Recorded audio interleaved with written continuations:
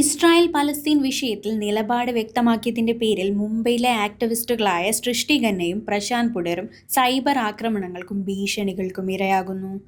Palestine അനുകൂല വീഡിയോകൾ പങ്കുവച്ചതിന് പിന്നാലെ ഹിന്ദുത്വ അക്കൗണ്ടുകൾ ഇവരെ ലക്ഷ്യം വെക്കുകയായിരുന്നു. ഇസ്രായേൽ സൈനികർ ഇന്ത്യയെ റിഹാബ് സെന്ററായി ഉപയോഗിക്കുന്നുവെന്ന സൃഷ്ടിയുടെ വീഡിയോ വൈറലായതോടെയാണ് ആക്രമണം കടുപ്പിച്ചത്. ഇവരുടെ വീട്ടുപേരും ഫോൺ നമ്പറും ജോലി സ്ഥലവും ഉൾപ്പെടെയുള്ള സ്വകാര്യ വിവരങ്ങൾ സമൂഹമാധ്യമങ്ങളിലൂടെ പരസ്യപ്പെടുത്തി. ഇതിനു പുറമെ ബലാത്സംഗ ഭീഷണികളും AI ഉപയോഗിച്ച് നിർമ്മിച്ച വ്യാജ ചിത്രങ്ങളും സൃഷ്ടിക്ക് നേരിടേണ്ടി വന്നു. സൃഷ്ടിക്ക് ജോലി നഷ്ടപ്പെട്ടുവെന്ന തരത്തിൽ പ്രചരിക്കുന്ന വാർത്തകൾ തെറ്റാണെന്നും എന്നാൽ സുരക്ഷ മുൻനിർത്തി ഇവർ സോഷ്യൽ മീഡിയ പ്രൊഫൈലുകൾ നീക്കം ചെയ്തതായും റിപ്പോർട്ടുകൾ സൂചിപ്പിക്കുന്നു. സംഭവത്തിൽ ഇരുവരും സൈബർ സെല്ലിൽ പരാതി നൽകിയിട്ടുണ്ട്.